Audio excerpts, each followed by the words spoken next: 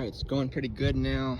After I lubricated the tines, every once in a while it'll clog up, but I'll just get my little tool to bore it out, clean it out, and I'm getting nice consistent tines on both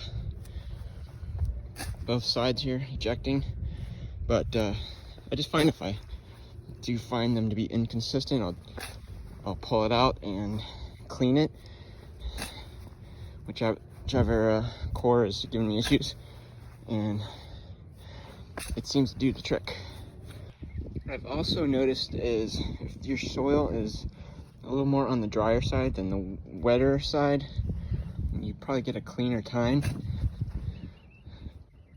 So this isn't totally dry, but it's more dry than it is wet. But it's getting some good tines to pull.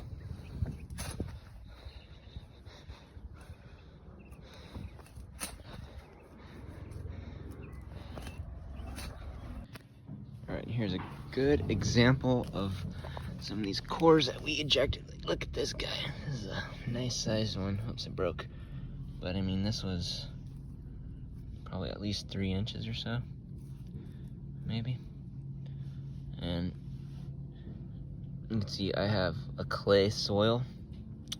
So with the clay soil, it can get pretty compacted and hard for water and air to penetrate and get, deep into to get to the roots and help roots to stimulate and grow. So this is a great way to relieve compaction, and by doing so, hopefully you're pulling these cores out, making these nice holes here for air to get inside, water, nutrients. So I'm finished up here for the fall. I'll probably do that again in the spring.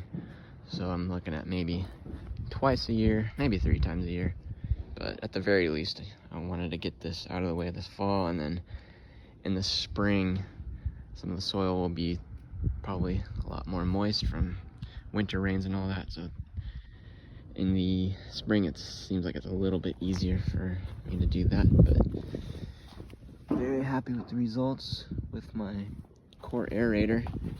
I mean, this took quite a bit of work. It took probably over an hour. I took a couple breaks because I would just do this segment first. I would get a little bit out of breath, and it's like a 70-degree day, so it got a little hot. And then I did my next third, and then this last third section. So maybe about 20 minutes per, not including a few breaks here and there. Now, looking at some of these cores, you can see this clay soil here, but as you get up towards the thatch area and organic material, you can see it's kind of changing color a little bit. You can see some darker areas. You can see a little bit more organic material here building, and then below that, about 1 inch or so, you get down to this clay. So what we're trying to do is build a better soil, and doing so by proper lawn maintenance.